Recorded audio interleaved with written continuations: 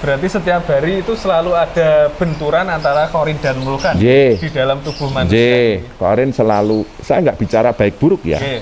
Korin itu selalu mengajak panjenengan larut dengan kebutuhan tubuh, keinginan nafsu, angan-angan akal. Itu selalu seperti itu. Nah, nek vulkan murninya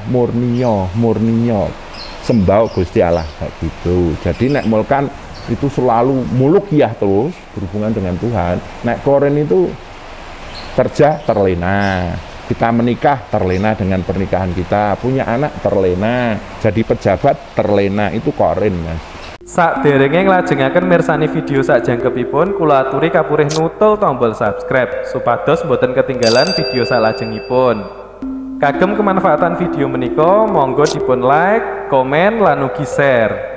Mugi panjenengan sedaya pinaringan seger waras, bejo donya bejo akhirat, rahayu rahayu rahayu sagung dumadi.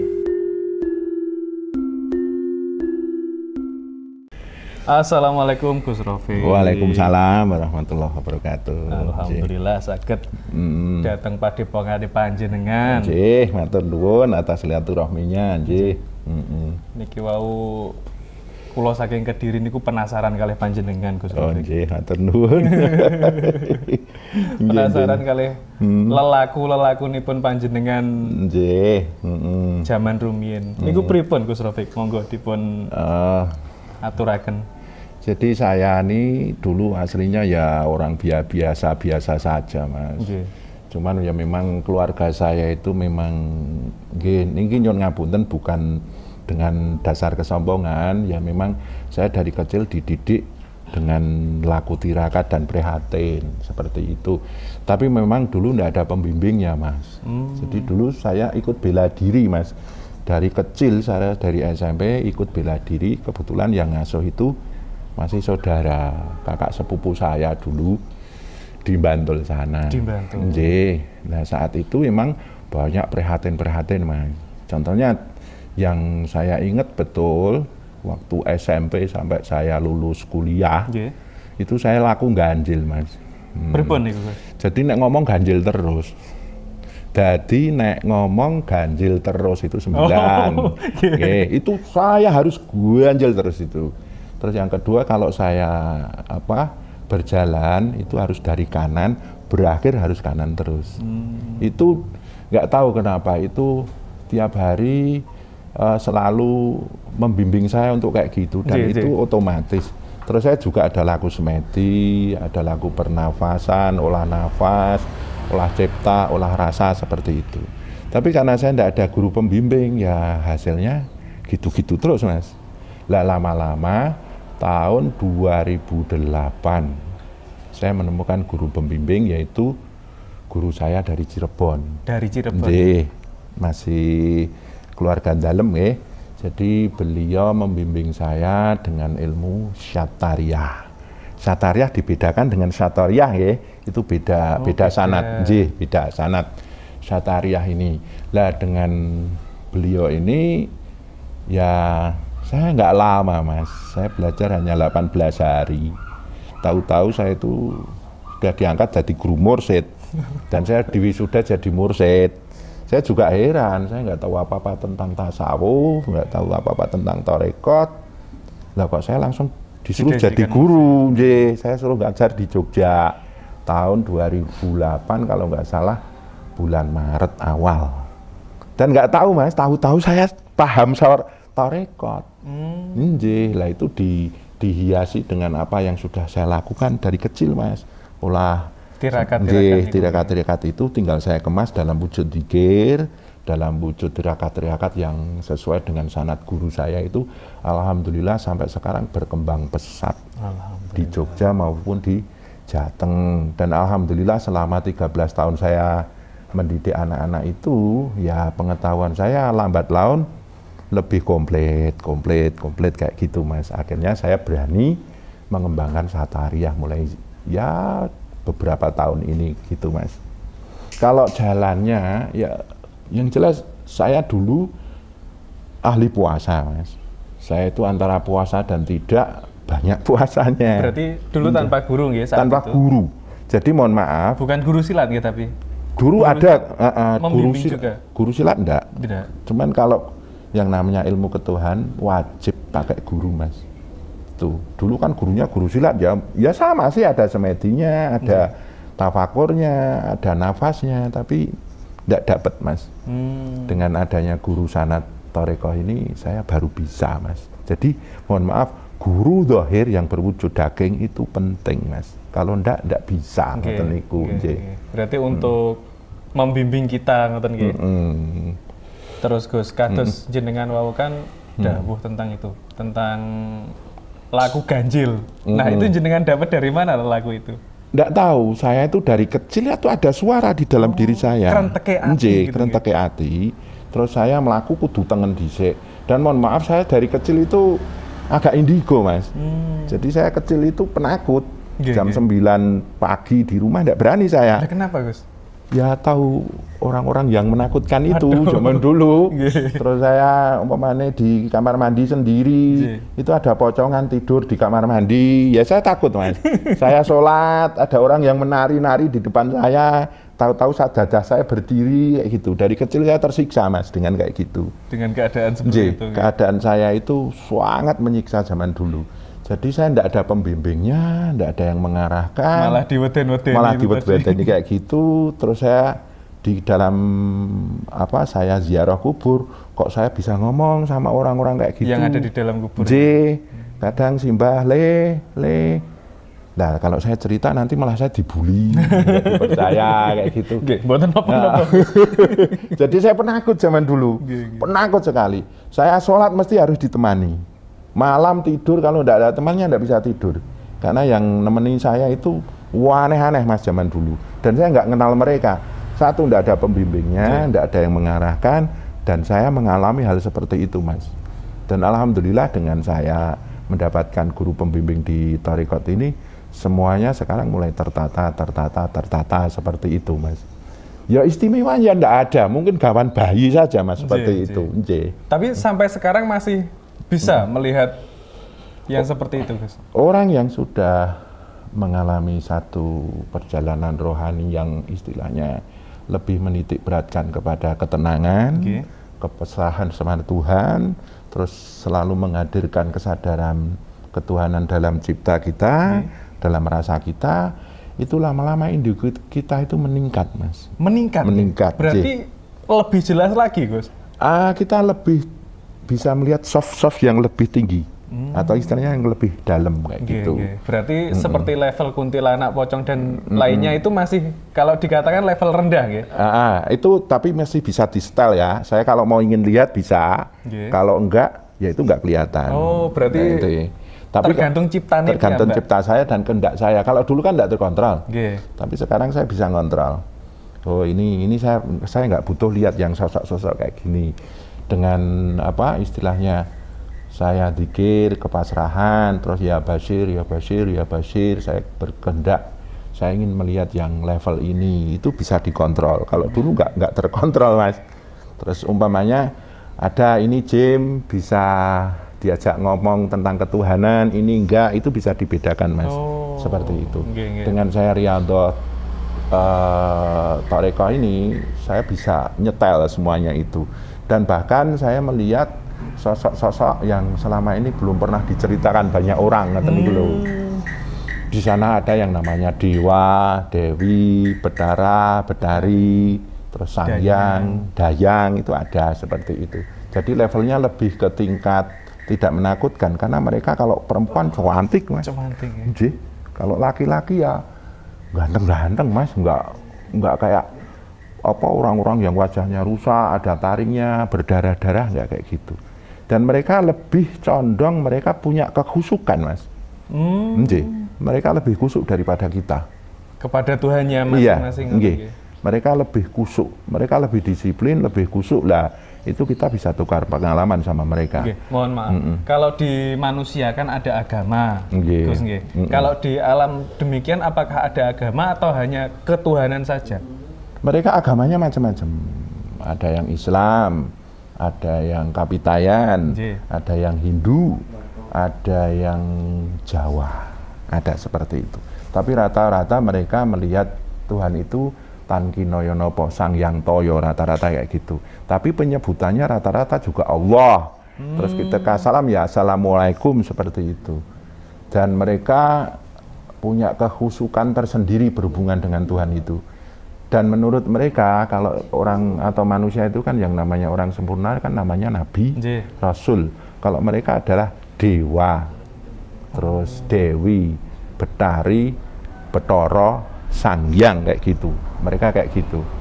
Jadi ini hasil dari saya dialog sama mereka. Jadi walaupun saya ini Islam, mungkin berkesan kok seperti Hinduisme kayak gitu.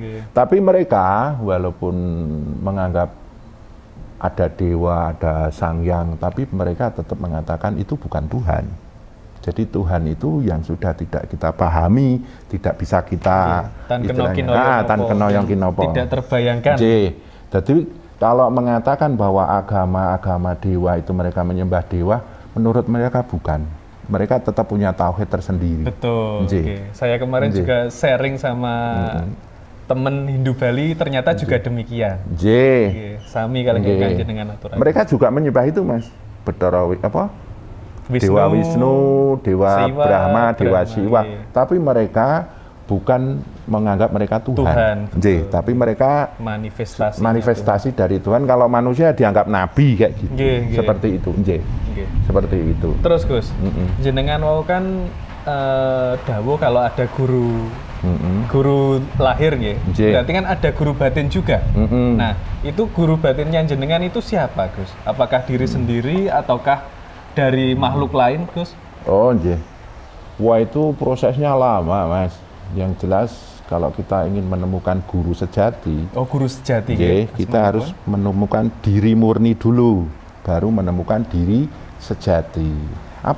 Apakah yang disebut diri murni itu?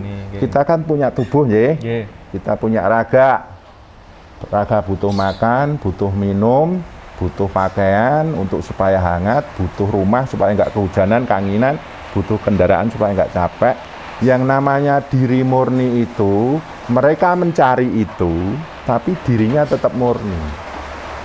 Ya, jadi kalau dia terseret dalam arus itu istilahnya kedagingan, Mas. Kedagingan. Kamanungsan. Jadi kita harus menemukan titik diri murni ini, diri murni ini. Nanti akan ketemu diri sejati nanti lama kelamaan. Lah diri murni ini yang tidak terseret oleh arus tubuh. Nanti di ranah nafsu kita kan punya keinginan ya. Lawamah berhubungan dengan kekayaan, amarah berhubungan dengan kekuatan, kekuasaan, kehebatan, kemuliaan, kemarahan dan lain sebagainya.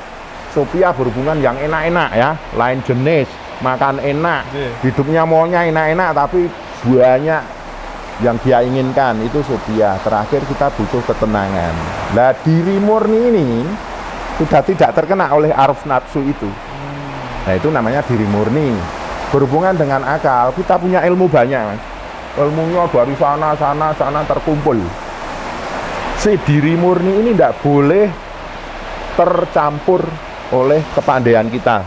Karena nanti kalau kita pandai, kita akan tertipu dengan ilmu kita.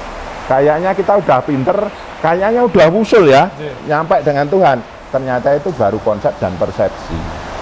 Lah diri murni inilah yang akhirnya membimbing kita bahwa ilmu pengetahuan akal kita ini hanya alat untuk kita tegak berdiri dari nafsu, dari raga, nafsu, akal, lama-lama masuk ke ranah rohani, nanti masuk ke ranah sir, namanya sirullah, masuk ke ranah nur, namanya nurullah, terakhir dat itu adanya kita dan hidupnya kita, datullah, nanti kita ketemu yang namanya diri Tuhan, itulah diri sejati, yang bernama Allah.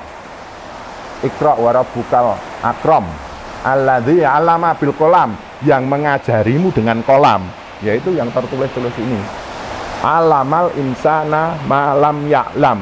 Jadi guru sejati itu ya Allah itu, yang ada di dalam diri kita, yang berwujud nurullah, dan nanti diri kita dekat yang namanya Nur Muhammad, itu nanti disebut dengan Rasul, rasa uluhiyah sejati, nanti membimbing Hati ini untuk sakral terus, sakti namanya. Nah ini yang paling berat itu pertama di level jasad ya. Jasad, iya. Di level jasad, kalau diri murni ini sudah tercampur oleh kebutuhan jasad, muncullah yang disebut orang itu kepleset ya. Nah, nanti berhubungan dengan nafsu, si diri sejati itu akan tercampur dengan nafsu, maka muncullah yang disebut sakaratul hayat. Sakaratul hayat. Mabuk kehidupan. Kedunyan. Kedunyan. Lah diri murni ini kalau berhubungan dengan akal, kalau dia tidak bisa memurnikan dirinya dengan akal, itu dia akan merasa dirinya hebat, dirinya merasa sudah usul dengan Tuhan, dirinya sudah nyampe, padahal itu baru konsep dan persepsi. Lah berhubungan dengan diri sejati ini Mas, diri murni ini, kita itu sesungguhnya punya korin Mas. Bentar. Ini harus jelas ini. Ini menarik. Amit ya.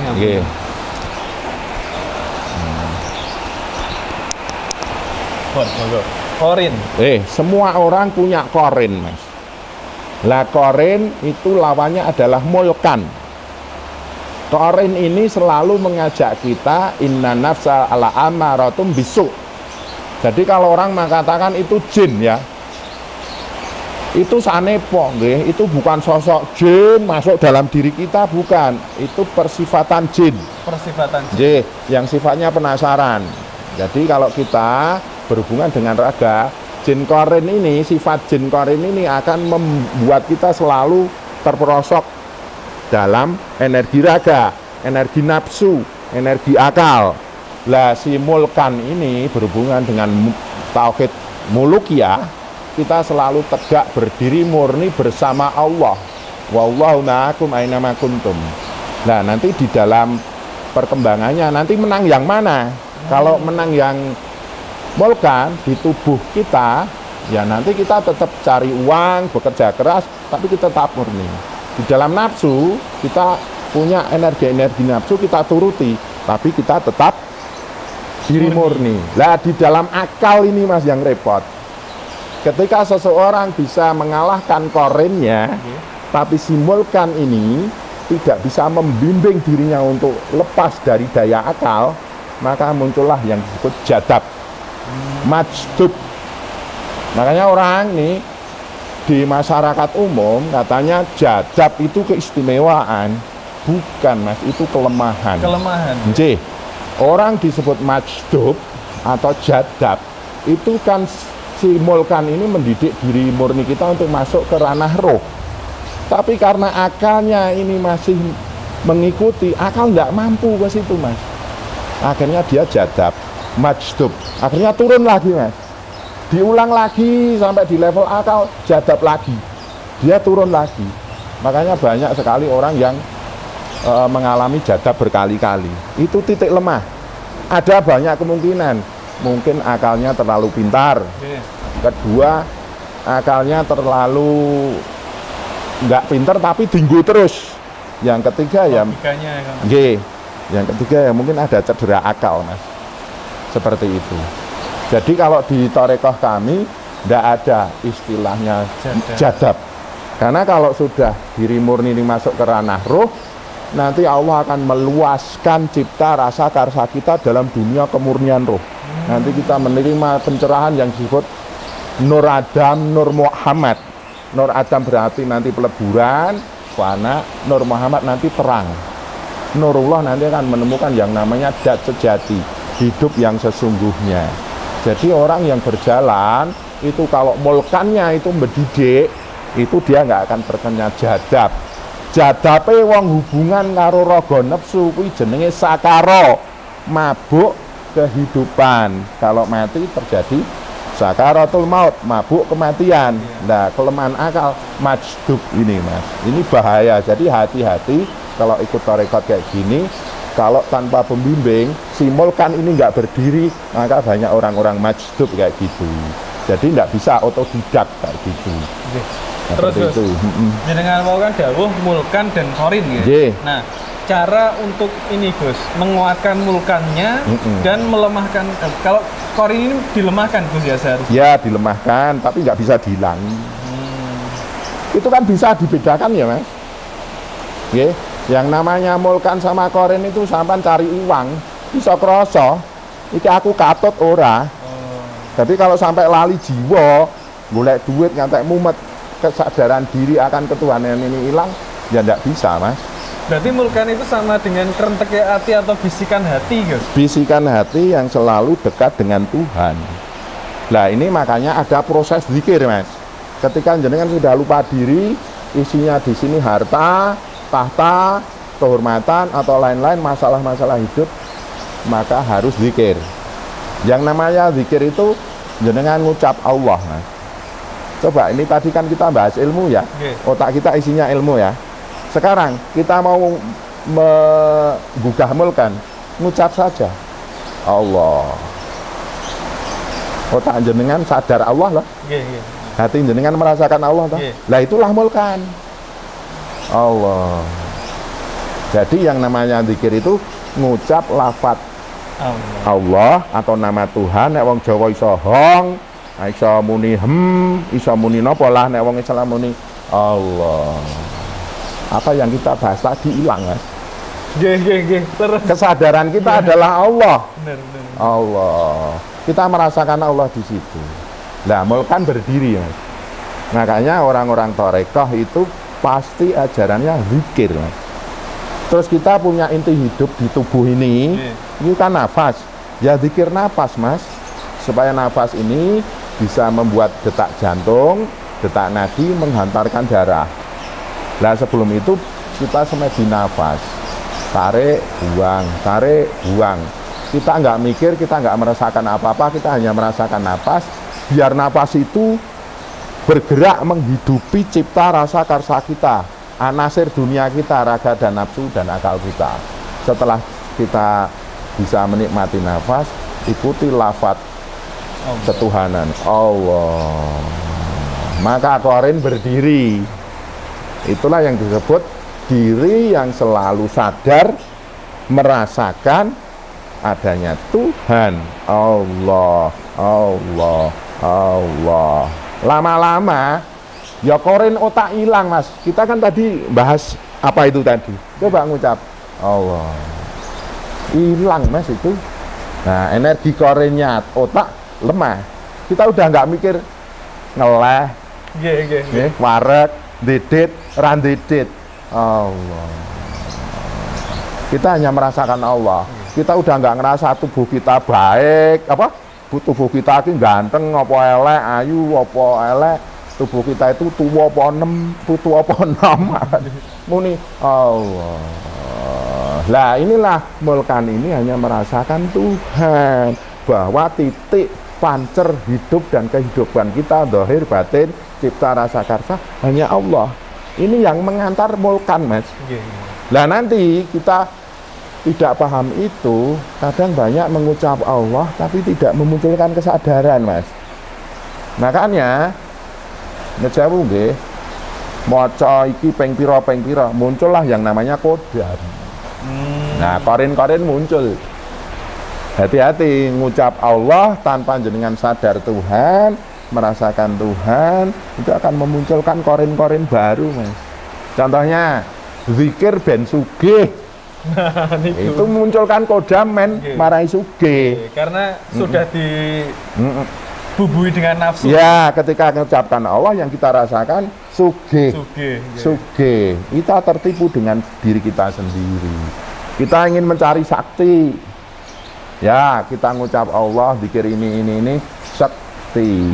Nah, itu muncul kodam-kodam lagi Mas. Itu sudah korenya nanti narik yang lain-lain, itu nanti jadi kodam Mas. Hati-hati kalau ingin berjalan menuju Tuhan, jangan pakai kodam. Satu kemurnian, dua kepasrahan. Lah, untuk membentuk satu kepasrahan itu sampean kudu sadar Tuhan, merasakan Tuhan. Lah ini semakin banyak konsep kita tidak mengucap Allah, korin akal muncul.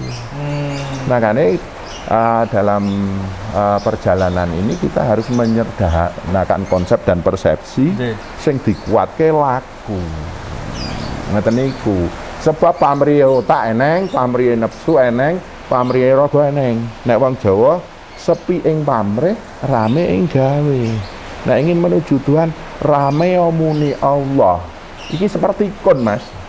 Allah. Fayakonnya sadar Allah, merasakan Allah kayak gitu. Nanti lama-lama akan terbimbing yang namanya Allah itu tadi. Nah, lama-lama yang namanya guru sejati adalah diri kita sendiri yang menyatu dengan diri Tuhan itu tadi. Simulkan tadi. Nah, nanti yang menyambung adalah rasa. Rahasianya rasa. Ini rasanya rasa ini. Seperti itu, Mas. Amit, Gus. Saya benakkan lagi. Ini terus Gus, kan tadi ada korin dan mulkan. Terus si korin ini kan saya pernah dengar itu dari beberapa kisah, Gus. Katanya si korin ini ketika kita meninggal dunia, roh kan sudah urusannya Gusti Allah. Nah, si korin ini katanya bisa membo-membo jadi kita, apakah itu benar, Gus? Bisa. Kalau jenengan umpamane ya muni Allah pengen sugih, korin ini ngundang yang lain, Mas. Jadi ketika jenengan meninggal, kadang dia membo-membo bisa menyerupai. Tapi orang yang sudah bertemu guru sejati yang disebut Allah tidak bisa dibohongi, Mas. Makanya di ranah tertentu orang memanggil roh bahaya, Mas. Jangan-jangan itu membo-membo. Jangan-jangan itu korin. Itu hanya korinnya. Jadi yang korin muncul. Korin itu dari luar, Gus. Korin itu di dalam diri kita. Di dalam diri kita. Tapi bisa menyedot kodam-kodam lain, ya. Itu kita masuk di alam adzam, Mas. Jadi manusia kan dari alam dat ya, turun ke alam nur, turun ke alam roh. Ini unsur kelangitan, dari nur ke roh itu kan ada sir namanya. Ya waktu kita jadi roh itu kan wujudnya roh, kesadarannya sir atau rasa, tubuhnya cahaya, kekuatannya dat. Ini masuk ke unsur bumi ini. Lah bumi ini kan unsur raga, nafsu dan akal. Lah ketika masuk di dalam alam misal, kita tahu tulisan namanya lauh mahfud. Lah masuk ke alam adzam, muncullah korin. Di alam misal itulah mulkan. Nah ini semuanya ya perintah Allah, Mas. Memang secara alami manusia ketika di alam misal itu dikei mulkan, ketika di alam adzam kei korin. Lah seperti itu. Lah korin ini memang dari lahir, dia akan lepas kalau kita sudah meninggal. Jadi kita nggak bisa, Mas, membuang korin. Kita hanya melumpuhkan. Kalau kita sudah mengucap la ilaha illallah dengan sebenar-benarnya murni, korin ini akan sujud pada Allah yang ada pada diri kita. Akhirnya, dalam kesadaran kita. Korin itu bisa ridho kepada kita, ya? Dan bisa diluk gitu maksudnya. Diluk seperti malaikat. Kan nyembah Adam. Yang dilihat kan Allah yang ada di dalam Adam itu. Nah, korin juga akan tunduk sama kita. Lah nanti mulkan akan mengucapkan, monggo selamat jalan, engkau sudah bertemu Tuhan. Makanya hidup selalu fa'alhamaha fujuroha wa taqwaha. Allah akan mengajari apa yang baik dan buruk buat seseorang itu. Itu ilham. Nek Nabi ya wahyu, Rasul ya wahyu, ngeten niku. Mudut rumiyin. Hati-hati dengan korin. Ya, tapi jangan bermusuhan. Kalau tidak ada korin, kita nggak cerdas, Mas. Itulah seninya Tuhan menciptakan manusia. Urip kok aneng mulkan terus, korin nggak ono, nggak ada tantangan. Makanya Allah berfirman, aku iso nggak menungso itu apik kabeh. Ning yo nggak ono seni ini jagat niki Mas, wong apik-apik kabeh kayak gitu. Tuh. Betul. Kalau jenengan korinnya kuat, jenengan mulkannya kuat, cerdas jenengan mungkin. Nek ning biasa-biasa mawon ya nggak cerdas, Mas. Berarti setiap hari itu selalu ada benturan antara korin dan mulkan di dalam tubuh manusia. Korin selalu, saya nggak bicara baik buruk ya. Korin itu selalu mengajak panjenengan larut dengan kebutuhan tubuh, keinginan nafsu, angan-angan akal. Itu selalu seperti itu. Lah nek mulkan murniyo. Sembah Gusti Allah kayak gitu. Jadi nek mulkan itu selalu mulukiyah terus berhubungan dengan Tuhan. Nek korin itu kerja terlena, kita menikah terlena dengan pernikahan kita, punya anak terlena, jadi pejabat terlena, itu korin Mas. Dan nek gegeden korin ya ajur Mas. Tuh. Nggih, berarti kedah disetel amrih. Nggih, makanya yang namanya guru zahir itu membimbing guru sejati tadi supaya lahir Mas. Nah, perkawinan antamul kan karo korin ya perkawinan ya bukan kaya wong wedok ro lanang nikah ya. Perkawinan intinya apa ya? Sintesanya ya, tesa, antitesa, sintesanya korin dan mulkan itu guru sejati tadi. Seperti itu. Jadi guru sejati ya aku Tuhan. Ada di dalam diri manusia. Ada di dalam diri ya, tapi ada dalam diri sejati. Makanya man arafa nafsahu faqad arafa rabbahu. Lah di bawah, di atas robi kan muluk.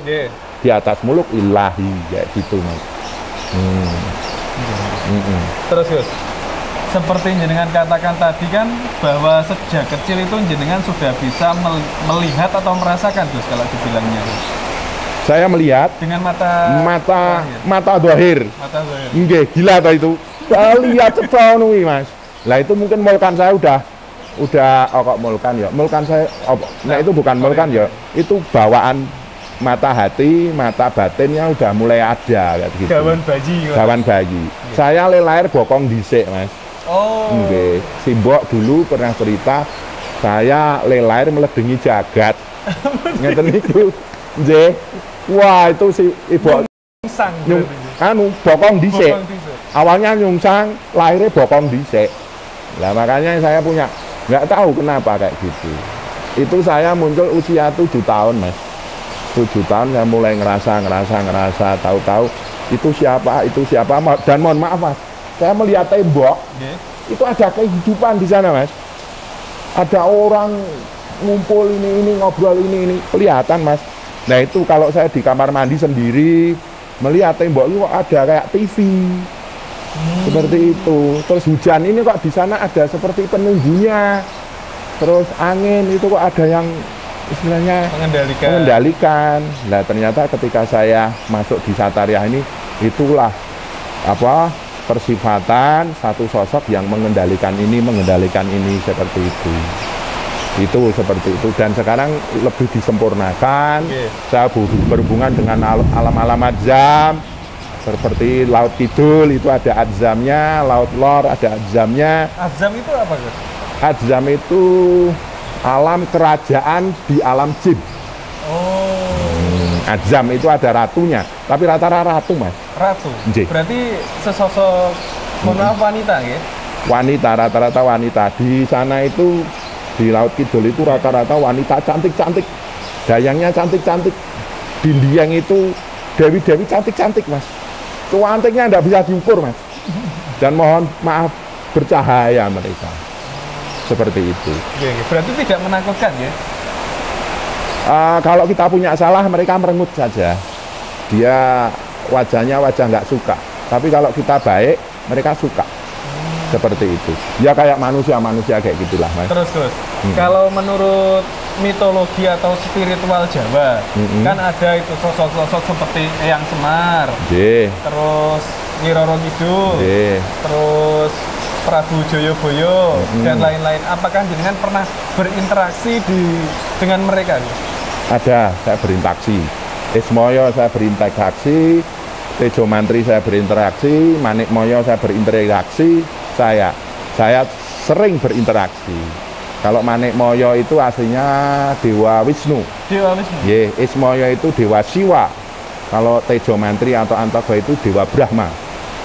Itu kalau di daerah Bali sebutannya beda, di Jawa sebutannya beda, kalau di India beda lagi, seperti itu. Tapi sebenarnya sumbernya sama gitu? Sama, itu namanya Trisula. Mereka ada di jagat Triloka itu, seperti itu. Terus Gus, saat jenengan berinteraksi itu apa saja yang dibahas Gus? Ya pesan-pesan leluhur. Tanah Jawa ki wingit. Kok ngati-hati neng tanah Jawa. Tanah Jawa bukan tanah suku Jawa kayak gini ya. Jadi tanah yang suci itu materi tubuh panjenengan ini kan tanah suci. Ini di Eropa, di Cina, di Mesir, di India, di Jawa. Ini tanah-tanah suci ini. Berarti yang dimaksud tanah Jawa ini adalah tubuh manusia tubuh ini, kita ini yang menjadi tejone para dewata. Itu. Tejo itu cahaya ya? Tejo ya. Jadi nanti panjenengan akan melihat di Eropa di sana itu ada tejoning Jawata. Jadi orang-orang Jawa itu mereka tugasnya adalah menebar doa di alam semesta ini. Nah nanti tanah-tanah yang sudah terkotori oleh unsur nafsu itu dikatakan bahwa budi pekertimu ki jejekno. Nah mereka rata-rata kalau ngomong gini mas. Budi-budi pekertimu. Nek seliramu rakus neng unsur kekayaan, itu kan unsur tanah. Sesuk bakal dadi korbane bumi. Bakal dipangan lemah. Dipangan lemah. Nek seliramu engko seneng karo derajat pangkat ning ora iso amanah, kepangan geni. Nek seliramu duwe anak buah okah, kamu jadi pemimpin para umat tapi kamu membelokkan, bakal kepangan angin. Nah maka muncul nanti kalau tanah gempa bumi, air nanti ada banjir, nanti angin baca tak gebluk seperti corona ini air unsur angin. Lah unsur air apa? Unsur air adalah unsur ketakwaan. Bulanan dalam ilmu tasawuf iwak telu, tanah, api, angin, das siji itu yang tunduk sama sang yang tan kinaya napa. Nek wong Islam Allah, nek wong Jawa jenenge pangeran. Dhuwure ingsun tan kinaya napa. Nek Arab itu Allah, dhuwure ingsun tan kinaya napa. Jadi sesungguhnya Hindu, Buddha, Islam, Nasrani, Yahudi itu kalau di titik atas tidak ada konflik, bertemu. Jawa bertemu. Makanya wali-wali di dunia ini ada yang dari Jawa, ada yang dari Islam, ada yang dari Hindu, ada yang dari Nasrani, ada yang dari Buddha. Tuh, ada yang dari Yahudi. Dan dulu kan diwakili Sulaiman sama Daud. Ada itu. Terus. Berarti kalau jenengan tadi dawuh seperti Jawa itu, tanah Jawa itu berarti manusia diciptakan dari tanah suci. Tanah suci. Berarti tanah Jawa itu adalah manusia ini sendiri. Berarti tepat dengan sasaran ramalannya Prabu Jayabaya bahwa wong Jawa garis separuh itu berarti gimana Gus? Ya ngeten, kesucianmu meng karek separuh Mas. Kesuciannya meng berarti bukan Jawa pada logikanya, Sanepan. Bukan suku Jawa, bukan Sanepan, bukan suku Jawa Sunda atau suku Kalimantan, Sumatera, bukan. Jadi wong Jawa mengkarek separuh. Lah wong Londo apa? Wong Londo isih sak judul. Lah itu zahir batine suci. Itu seperti itu. Ngoten niku Mas.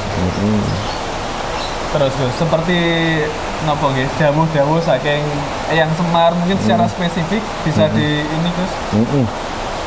Iki neng tanah Jawa lah, nek Semar nggih macawu nggih. Semar dulu turunnya di tanah Jawa, Manik Nyoyo di tanah Arab, Antogo di tanah Cina. Jadi kalau Cina kan nyembah gini. Nah, kalau Arab itu ngarep-arep Mas. Ngarep-arep. Nggih, salat ngarep-arep ganjaran. Puasa ngarep-arep ganjaran. Nggih, zakat ngarep-arep ganjaran. Syukur apa sedekah 1 juta untuk 100 juta. Haji yang ngarep-arep, makanya disebut ngarep. Ya sesuai lah yang namanya Nabiullah Muhammad SAW itu kesuciannya anna arabun bila ain. Akulah Robbi, aku itu juga tanah suci tejoning Jawata. Nek wong Jawa jawabi. Ngoten niku dijawab. Disebda pinter, sugih, tentrem, sabdo dadi. Makanya ada kampung sabdo dadi ta? Seperti itu. Lah weling-welinge leluhur itu sekarang di tanah suci ini. Lah tanah orang-orang Jawa ini mereka berusaha menjawakan bumi ini, mensucikan bumi ini. Lah bumi sudah dikotori oleh unsur api, perang, unsur angin, pingin enak-enak terus. Sekarang kan banyak orang pamer kekayaan, padahal corona kayak gini itu unsur angin, unsur api juga. Pemimpin-pemimpin sudah tidak amanah. Lah unsur airnya, memimpin rakyat malah membunuh rakyat, terus memimpin agama malah membunuh agama bawahannya. Karena apa? Ribut terus, bawahannya kan terbunuh. Kekusukannya yang terbunuh bukan agamanya dalam arti apa dohir ya, kusuk bingung syahadat piye. Lah karena ribut terus lah. Nah itu yang terakhir, orang kaya sekarang sudah membunuh orang-orang miskin. Padahal diajarkan nek sugih kon sedekah, itu kan menghidupi. Lah ini makane welinge para leluhur, nek sliramu rakus neng unsur tanah bakal kepangan lemah, rakus neng unsur api bakal ditumbalke neng api. Lah istilahnya tumbal itu jane kasar ya, kamu akan dilalap oleh unsur itu, angin ya akan dilalap unsur itu. Nanti pada titik tertentu akan muncul manusia-manusia yang sisanya hanya orang-orang baik saja. Nah itu orang-orang yang buruk-buruk itu kalau sudah alam yang memperbaiki, mereka akan dimasukkan ke bumi. Nah itulah nanti ada istilah Ratu Adil, Satrio Piningit. Lah orang mengatakan Satrio Piningit hubungannya karo presiden. Bukan, itu hubungannya dengan pemimpin bumi Khalifatullah. Dia manusianya masing-masing berarti. Nanti itu berhubungan dengan kelompok, Mas. Kelompok Jawa. Jawa itu tanahnya suci semua. Itu Ratu Adil itu tim, Mas, bukan sosok satu orang. Itu kelompok. Nah, itu nanti akan istilahnya mendorong untuk bumi ini supaya dibersihkan dari kotoran-kotoran itu. Menungso sampah, ya kasarannya gitulah. Lah kan kita nggak tahu, jangan-jangan saya juga sampahnya. Repot kan? Makanya kita benar-benar berusaha berbuat baik. Karena bumi ini wingit aslinya. Lah sekarang wingitnya sudah, Mas. Lah lama-lama nanti dibikin wingit ya apa ya? Angker, Mas. Angker. Neng donya kok ngono kualat zaman dulu. Sekarang udah. Lah ini nanti lama-lama alam akan memunculkan sosok-sosok tejoning Jawa itu di mana-mana, Mas. Di Arab ada, di Mesir ada, di Cina ada, di Eropa ada, di India ada. Karena dulu manusia itu hanya empat golongan. Empat golongan. Mesir, Jawa, Cina, India. Lah Mesir karo India dadi wong Eropa, Cina nanti dadi wong Korea. Nek Jawa tos, Mas. Asli Jawa. Asli Jawa. Suku Jawa ini asli Jawa. Karena apa? Pulau ini memang pulau yang disukai oleh para Jawa itu. Tapi tetap di mana-mana ada kayak gitu. Terus Gus, tidak malih niki tentang niku Gus. Jenengan kan bisa berinteraksi dengan para leluhur.